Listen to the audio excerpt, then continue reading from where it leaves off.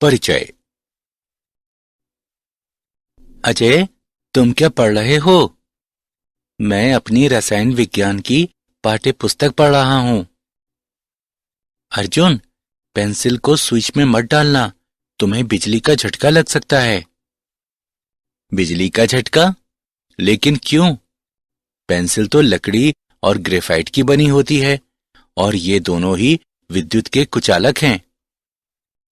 अर्जुन, तुम्हें पता होना चाहिए कि ग्रेफाइट एक अधातु है, लेकिन यह विद्युत का सुचालक है।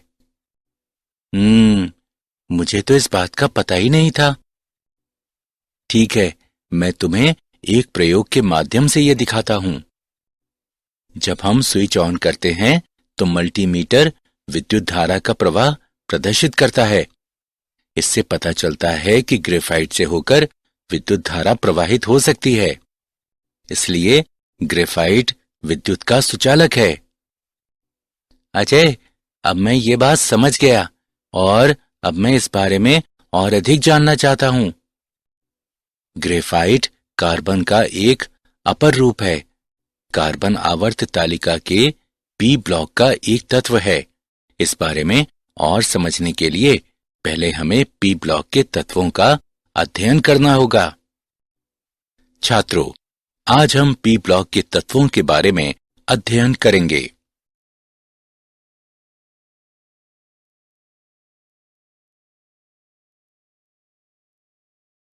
उद्देश्य। इस पाठ के अंत में आप निम्न करने में सक्षम हो जाएंगे। पी ब्लॉक के तत्वों को परिभाषित करना, अक्रिय युग्म प्रभाव को परिभाषित करना, समूह 13 के तत्वों को समझना, समूह 13 के तत्वों के भौतिक तथा रासायनिक गुणधर्मों को विश्लेषित करना, बोरान के असंगत व्यवहार की व्याख्या करना, बोरान के यौगिकों का विश्लेषण करना, समूह 14 के तत्वों को समझना, समूह 14 के तत्वों के सामान्य अभिलक्षणों का वर्णन करना, समूह 14 के तत्वों के भौतिक एवं रासायनिक गुणधर्मों का विश्लेषण करना, कार्बन के अपर रूपों को जानना, कार्बन तथा सिलिकॉन के कुछ महत्वपूर्ण यौगिकों का विश्लेषण करना।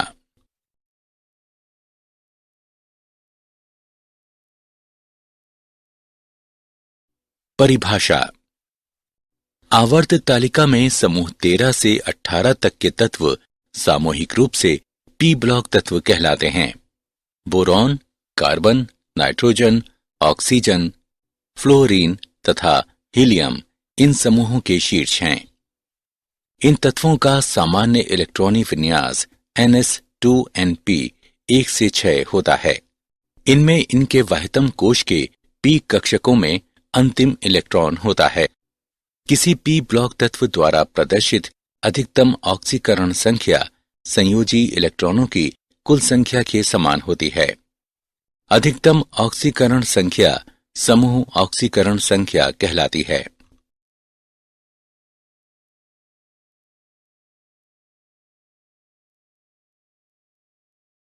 अक्रिय युग्म प्रभाव। अक्रिय युग्म शब्द को सबसे पहले नेविल सिडविक द्वारा प्रस्तावित किया गया। अक्रिय युग्म प्रभाव वाह्यतम इलेक्ट्रॉनों की पारगमन पश्चात धातुओं की यौगिकों में अनयानीकृत या बिना साझा हुए बने रहने की प्रवृत्ति होती है। अक्रिय युग्म प्रभाव शब्द को प्रायः ऑक्सीकरण अवस्थाओं के बढ़ते स्थायित्व के संबंध में उपयोग किया जाता है, जो समूहों 13, 14, 15 तथा 16 के गुरुतर तत्वों के लिए समूह संयोजकता से 2 कम होती है।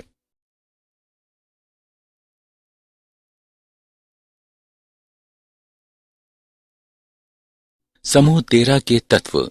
बोरॉन परिवार। गुणों में बोरॉन परिवार के तत्व बृहद भिन्नता प्रदर्शित करते हैं। बोरॉन एक प्रारूपिक अधातु है। एल्यूमिनियम एक धातु है, परंतु इसके अनेक रासायनिक गुणधर्म बोरॉन के समान हैं। गैलियम इंडियम तथा थैलियम गुणधर्मों में लगभग पूर्णता धातु हैं। इलेक्ट्रॉनिक विन्यास।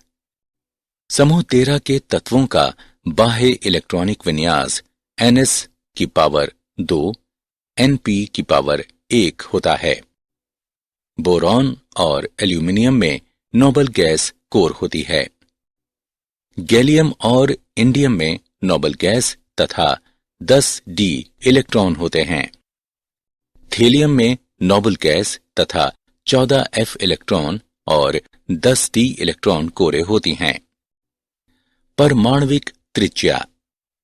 समूह में नीचे जाने पर परमाणविक त्रिज्या बढ़ती है, जबकि Ga की परमाणविक त्रिज्या 135 पिकोमीटर, Al की परमाणविक त्रिज्या 143 पिकोमीटर से कम होती है।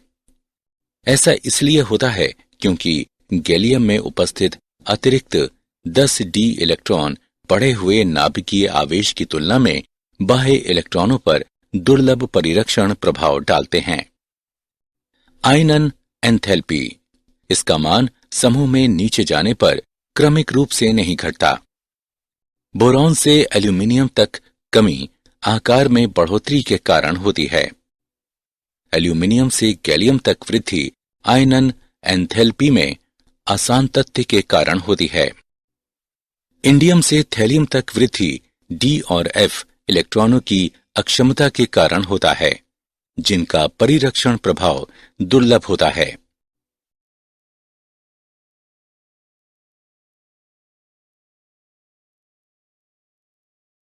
समूह 13 के तत्वों के भौतिक गुणधर्म। तत्वों का क्वथनांक समूह में नीचे जाने पर घटता है। तत्वों का घनत्व समूह में नीचे जाने पर घटता है।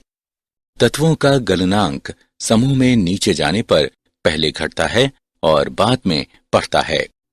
बोरॉन में सर्वाधिक विद्युत ऋणात्मकता होती है। एल्यूमिनियम से थैलियम तक विद्युत ऋणात्मकता बढ़ती है। बोरॉन एक अधातु है, जबकि एल्यूमिनियम, गैलियम, इंडियम, थैलियम धातुएं हैं।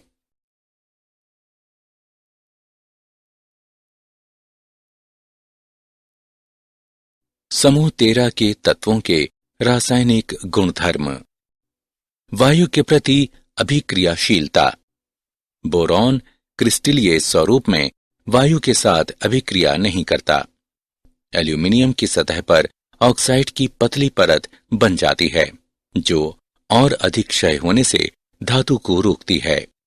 अक्रिस्टलीय बोरॉन तथा एल्यूमिनियम धातुएं वायु में गर्म करने पर B2O3 और Al2O3 बनाती हैं। उच्च तापमान पर डाई नाइट्रोजन के साथ वे नाइट्राइड बनाती हैं। अम्ल एवं क्षार के प्रति अभिक्रियाशीलता। बोरॉन अम्ल और क्षार के साथ सामान्य तापमान पर भी कोई क्रिया नहीं करता। एल्यूमिनियम उभयधर्मी गुण प्रदर्शित करता है और खनिज अम्लों पर एवं जालीय क्षारों में घुल जाता है। एल्यूमिनियम तनु HCl में घुल जाता है और हाइड्रोजन निष्कासित करता है। हैलोजनों के प्रति अभिक्रियाशीलता। बोरॉन परिवार के तत्व हैलोजन से क्रिया करके ट्राइहैलाइड बनाते हैं।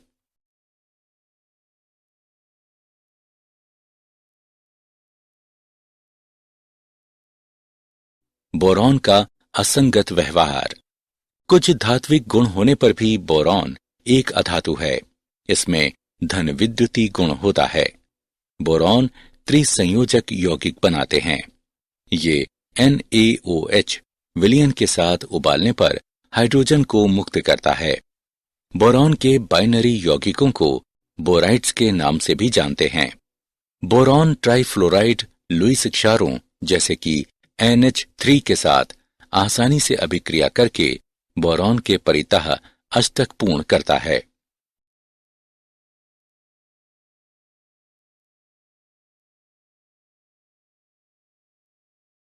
बोरॉन के कुछ महत्वपूर्ण यौगिक। बोरैक्स। इसे सोडियम टेट्रा बोरेट डेकाहाइड्रेट भी कहते हैं।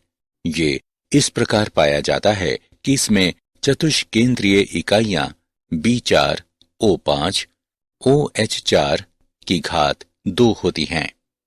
अतः इसका सूत्र Na2B4O5 OH4 8H2O होता है। क्रिस्टलीय बोरेक्स ठंडे पानी में कम घुलनशील होता है, लेकिन ये गर्म जल में शीघ्र घुलनशील होता है। जब बोरेक्स को गर्म किया जाता है तब इससे जल के अणु का निष्कासन होता है और गर्म किए जाने पर ये एक पारदर्शी द्रव में परिवर्तित हो जाता है, जो कांच के समान एक ठोस में परिवर्तित हो जाता है। उसे बोरेक्स मनका कहते हैं। ऑर्थोबोरिक अम्ल। ऑर्थोबोरिक अम्ल यानी H3BO3 को बोरिक अम्ल भी कहते हैं। 100 डिग्री सेल्सियस पर गर्म करने पर ये मेटाबोरिक अम्ल HBO2 बनाता है। मेटाबोरिक अम्ल को जब 140 डिग्री सेल्सियस पर गर्म किया जाता है तो ये पायरोबोरिक अम्ल यानी H2B4O7 बनाता है, जिसे जब उच्च तापमान पर गर्म किया जाता है तो B2O3 बनाता है। ऑर्थोबोरिक अम्ल एक दुर्बल अम्ल है, लेकिन ये एक पॉलीहाइड्रिक अल्कोहल की उपस्थिति में ऋणायनी जटिल पोरोस्पाइरेनिक अम्ल बनने के कारण प्रबल एकल क्षारीय अम्ल के रूप में कार्य करता है और H धनायन मुक्त करता है।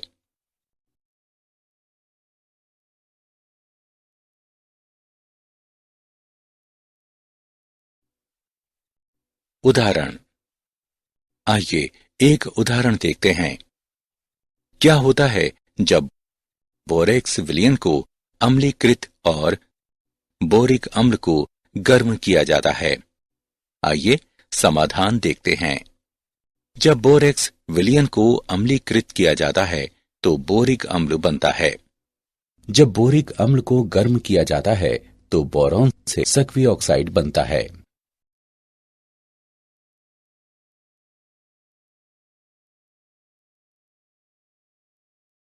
बोरॉन तथा एल्यूमिनियम तथा इनके यौगिकों के उपयोग। बोरॉन का प्रयोग बहुत से सफाई के उत्पादों, डिटर्जेंट और व्यंजकों में किया जाता है। कांच और सिरेमिक बनाने में इसका प्रयोग किया जाता है। बोरोसिलिकेट कांच में तापीय आघात के प्रति उत्तम प्रतिरोध होता है। बोरॉन फिलामेंट प्रकाश के रूप में और उच्च सुदृढ़ सामग्रियां वैमानिकी संरचनाओं में उपयोग किए जाते हैं। बोरॉन कार्बाइड शील्ड का उपयोग नाभिकीय रिएक्टरों में नियंत्रक छड़ों के रूप में किया जा सकता है। कम घनत्व तथा सुदृढ़ता एल्यूमिनियम को विमान, हल्के भार वाले वाहन तथा सीढ़ियां बनाने के लिए आदर्श सामग्री बनाते हैं। क्षारण प्रतिरोधी तथा कम घनत्व के कारण इसका उपयोग हरित गृहों एवं खिड़कियों के फ्रेमों में किया जाता है। ऊष्मा का अच्छा सुचालक होने के कारण इसका उपयोग बॉयलरों, कुकरों और पकाने के अन्य बर्तनों में किया जाता है। आसान ढलाई एल्यूमिनियम को पेय पदार्थों के डिब्बों तथा छत डालने वाली सामग्री का अच्छा घटक बनाती है।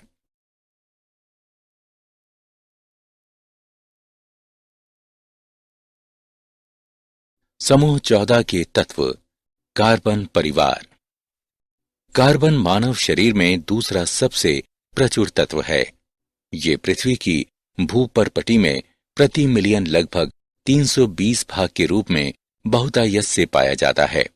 ये स्वतंत्र अवस्था में हीरा, ग्रेफाइट और कोयले में मिलता है। सिलिकॉन पृथ्वी की भूपर्पटी पर पाया जाने वाला दूसरा अति बाहुल्य तत्व है और प्रकृति में सिलिका और सिलिकेट्स के रूप में उपस्थित है। जर्मेनियम केवल सूक्ष्म मात्राओं में ही उपस्थित रहता है।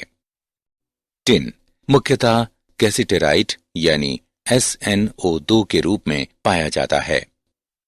लेड मुख्य रूप से गैलेना PbS के रूप में मिलता है।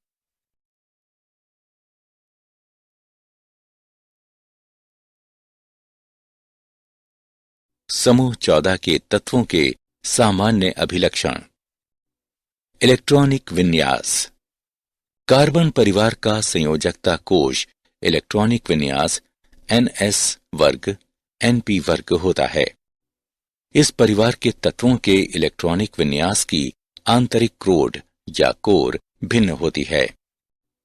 सहसंयोजक त्रिज्या। कार्बन से सिलिकॉन तक सहसंयोजक त्रिज्या में उल्लेखनीय वृद्धि होती है। इसके पश्चात सिलिकॉन से सीसे तक त्रिज्या में आंशिक बढ़ोतरी होती है। ऐसा इसलिए होता है क्योंकि गुरुतर सदस्यों में पूर्ण पूरित डी और एफ कक्षक उपस्थित होते हैं। आयनन एथैल्पी। समूह में नीचे जाने पर आयनन एथैल्पी घटती है। समूह 14 के तत्वों की प्रथम आयनन एथैल्पी के मान समूह 13 के संगत तत्वों की अपेक्षा अधिक होते हैं। विद्युत ऋणात्मकता। छोटे आकार के कारण समूह 14 के तत्वों की विद्युत ऋणात्मकता का मान समूह 13 के संगत तत्वों की विद्युत ऋणात्मकता के मान से थोड़ा अधिक होता है। सिलिकॉन से सीसा तक तत्वों की विद्युत ऋणात्मकता का मान लगभग समान होता है।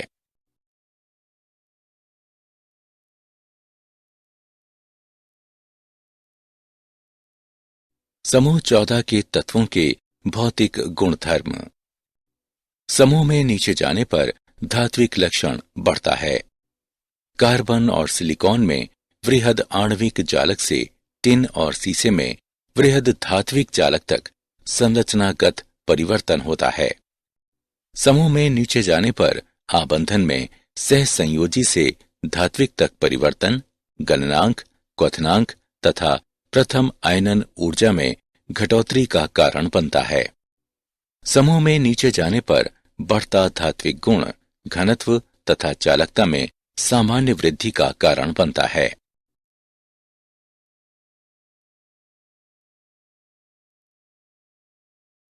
समूह 14 के तत्वों के रासायनिक गुणधर्म।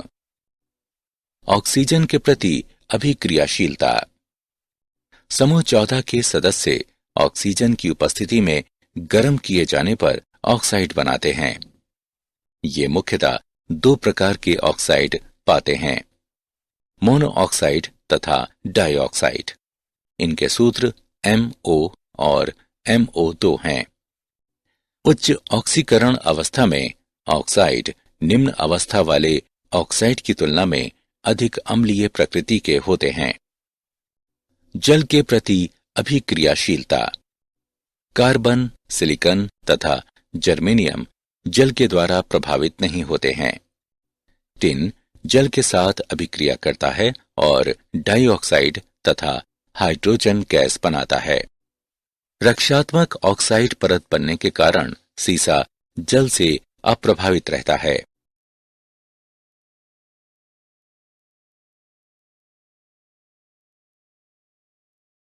कार्बन का असंगत व्यवहार। कार्बन का प्रयोग मुख्यतः ईंधन के रूप में प्रयुक्त किया जाता है और ये एक अच्छा तनुकारक है। धातु कर्म प्रक्रियाओं में मध्यम विद्युत धनात्मकता वाली धातुओं को उनके ऑक्साइड अयस्कों से कार्बन द्वारा अपचायित करते हुए निष्कर्षित किया जाता है। उच्च तापमान पर उच्च वैद्युत धनात्मक धातुओं के ऑक्साइड कार्बन से अभिक्रिया करके संगत कार्बाइड बनाते हैं। कार्बन में अन्य परमाणुओं के साथ सहसंयोजक बंध द्वारा जुड़कर लंबी श्रृंखला या वलय बनाने की प्रवृत्ति होती है। इस गुण को श्रृंखलन कहते हैं।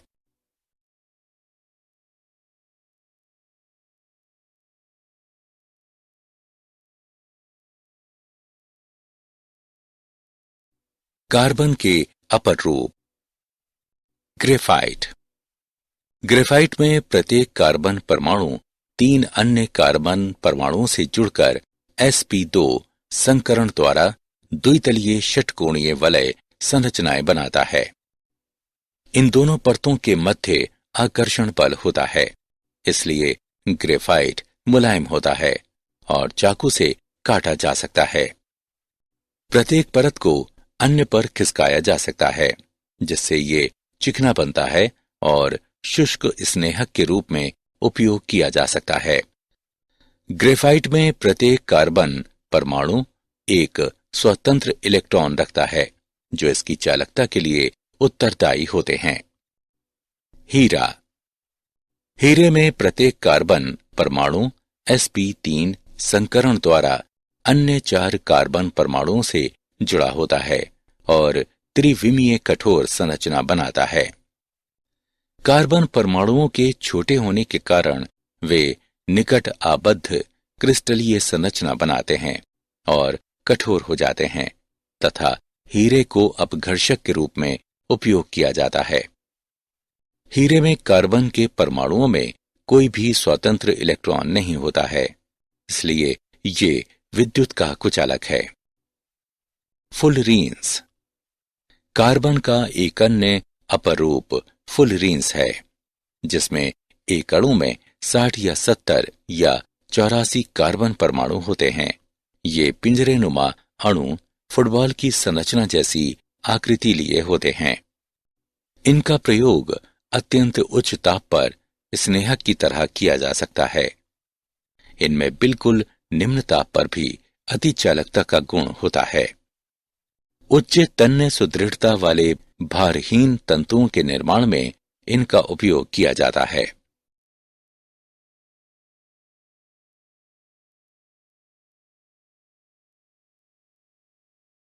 कार्बन के कुछ महत्वपूर्ण यौगिक।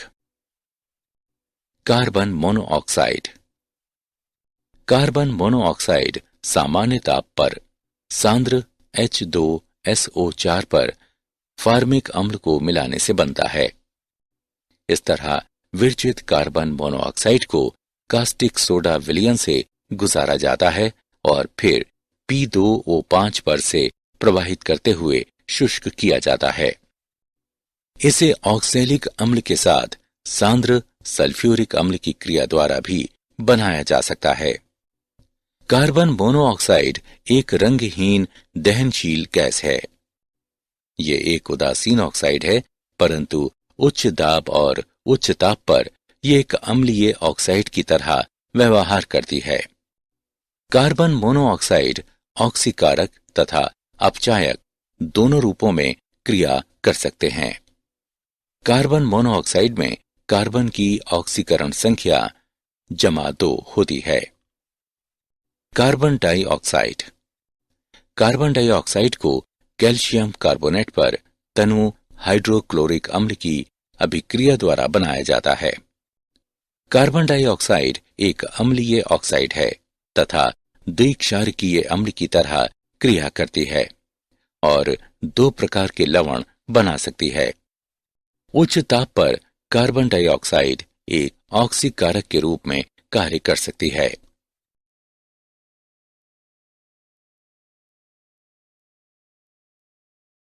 सिलिकॉन के कुछ महत्वपूर्ण यौगिक।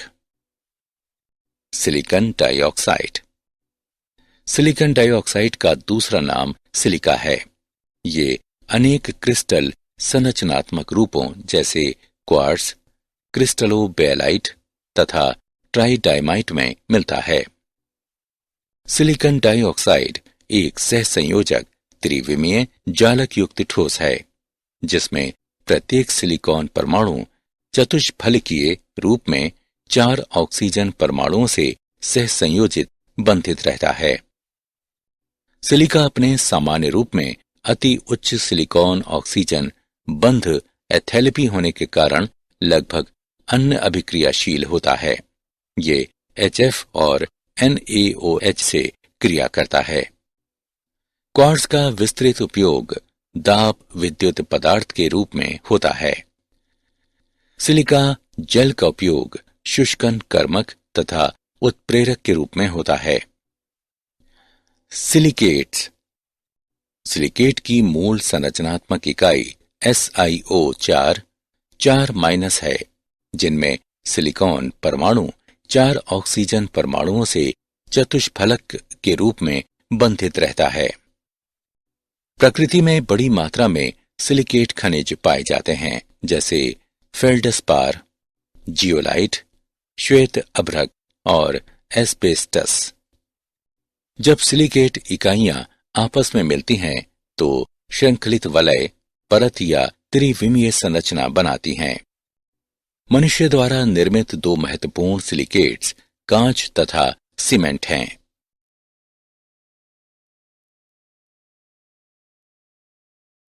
क्या आप जानते हैं, कार्बन मनुष्य को लगभग 3750 ईसा पूर्व से ज्ञात है। कांसे के निर्माण हेतु तांबे, जस्ते एवं टिन अयस्कों को अपचायित करने के लिए कार्बन का पहली बार उपयोग मिस्र तथा सुमेर सभ्यताओं के लोगों द्वारा किया गया। बोरॉन सभी हरित पादपों का अनिवार्य पोषक तत्व है।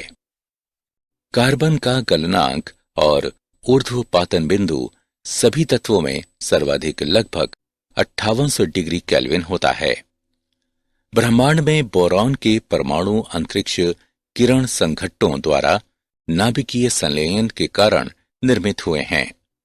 ब्रह्मांड में अधिकांश बोरॉन का निर्माण हमारे सौर मंडल बनने से पहले इसी प्रकार हुआ।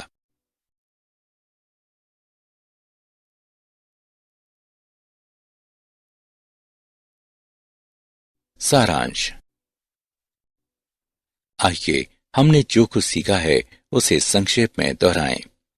आवर्ती सारणी में 13 से 18 समूह के तत्वों को सामूहिक रूप से पी ब्लॉक तत्व कहते हैं। अक्रिय युग्म प्रभाव बाह्यतम इलेक्ट्रॉनों की संक्रमण पश्चात धातुओं के यौगिकों में अनियायनीकृत या बिना साझा हुए बने रहने की प्रवृत्ति होती है। 13 समूह में बोरॉन एक अधातु है, जबकि एल्यूमिनियम, गैलियम, इंडियम और थैलियम धातुएं हैं। एल्यूमिनियम उभयधर्मी गुण प्रदर्शित करता है और खनिज अम्लों एवं जलीय क्षारों में घुल जाता है। कार्बन मानव शरीर में दूसरा सबसे प्रचुर तत्व है। ये पृथ्वी की भूपर्पटी में प्रति मिलियन लगभग 320 भाग के रूप में बहुतायत से पाया जाता है। यह स्वतंत्र अवस्था में हीरा, ग्रेफाइट और कोयले में मिलता है।